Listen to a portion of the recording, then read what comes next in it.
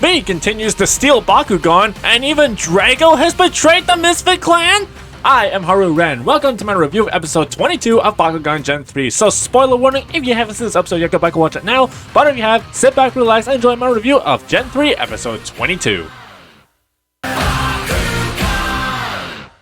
The first part is A New Future. The Misfits are all depressed about Ventry leaving, trying to figure out how V is able to manipulate Ventry like that, but V makes a challenge to all the Bakugan clans to brawl him, clearly doing the same thing that he did to Ventry. This message goes out to all the clans. If you think you can beat me in a brawl, come and prove yourself.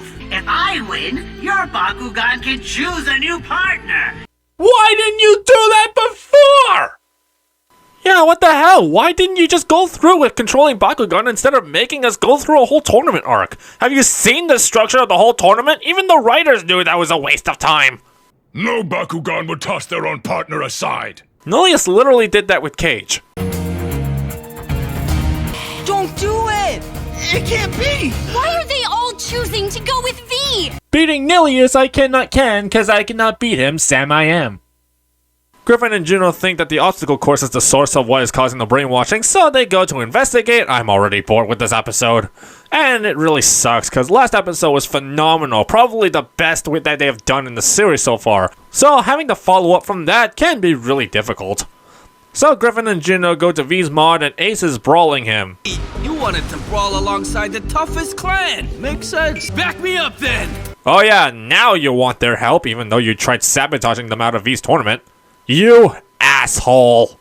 Griffin brawls alongside Ace while Juno scans the field. This fight is pretty underwhelming for this being a 2v1. They cut back to Juno and Bruiser in the middle of the fight a few times too. You two? What are you doing here? Surrender, for I am so baked.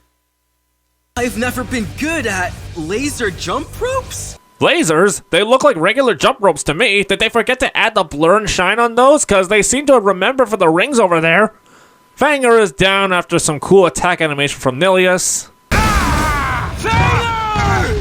No! Fanger, fall back! It can't be. You can actually hear a bit of shun coming from Jamie Jo Gonzaga here. But Juno can't find anything and V catches wind of it, forcing Griffin and Juno to retreat and go to Mia's dad for answers. Dad, we need to ask you for a favor. I really want to help. It means a lot that you came to me. I'm here for you.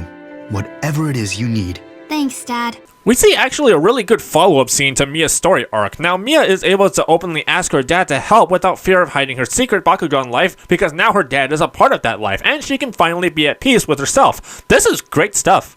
Mia's dad figures out that there is a brainwashing code being imprinted on the Baku-ball code, so what we already know then. Who cares if the eyes turn red? We already know they get high when they lose. Yeah, this show is good at going absolutely nowhere, isn't it?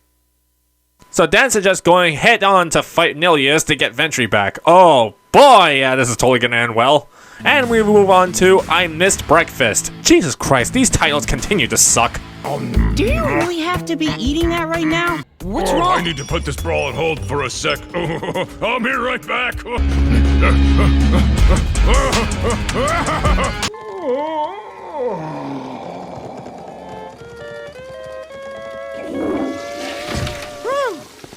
I wouldn't go in there for a couple days or weeks. Now this part I actually really enjoyed, and if y'all would permit me to just skip ahead a little bit to talk about why I really enjoyed this part, the direction for the voice acting and the structure for the story was incredible. Drago and Dan's plan was having Drago run to the bathroom right before the brawl so that Drago can take some kind of substance that he can resist the brainwashing if he lost. Obviously the best case scenario was Drago winning and Ventry would come back right then and there, but if he lost, he would be able to infiltrate V's base and free Ventry that way. The acting that Dan does here before they do the actual reveal actually sounds real, as if the story was that he also lost Dragonoid. Drago, please listen to me. You can't go. The bond we share is so special and can't be broken so easily. I choose V. Huh? But why? How could you? Goodbye, Dan.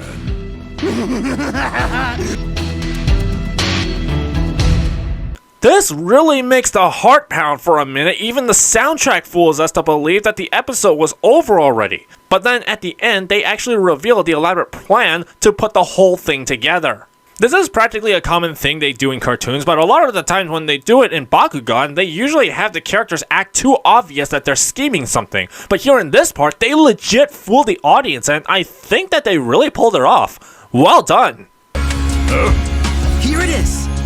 Thank you. Man, how lucky is it that Drago is the one in the stall for Griffin to teleport in? If it was anybody else... But going back to the brawl part, because I do have to give my thoughts on this, the fight itself is pretty good. Also remember what I said last episode about Dan and V's rollout animations being recycled? Yeah, well, here's even more proof here. But yeah, honestly, whenever we get a fight scene with Drago and Nilius, they really go ham on it. It always looks amazing to watch. I think what would have been great is if Dan ended up pushing V off to get the alter ego BAM. Also, someone brought up in my comments in the last video that the silhouette design on the BAM is Helix Dragonoid from the Legacy series. A nice touch and reference, I'll give them that. Drago goes Shadow Clone Jutsu in a very awesome scene. They even multiplied the voice recording to give the effect of it. Now that's cool. Now that's a lot of Dragos. Thanks, Mia! My collection shelf does have a lot of Dragos. But V, in a very fearsome rage, gives Nilius power to overcome the fake Dragos and wins the fight, and yeah, Drago goes with V as part of the plan since he's not infected because Mia's dad made a vaccine for the brainwash virus that V made. Huh, now that I think about it, V made a virus to control Bakugan. Oh no! So that was episode 22 of Bakugan Gen 3. Let me know your rating of the show was in the comments down below.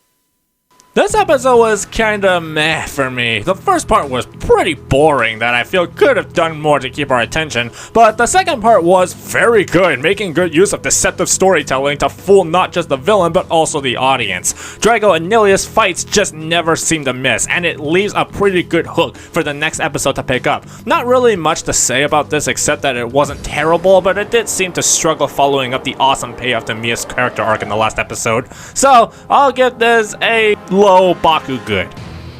Thank you for watching this review of Bakugan Gen 3. Be sure to press the like button and give us a subscribe for more awesome Bakugan content. I've been Haru Ren, thank God for Rapid Fire, and Ventry is based. Bye!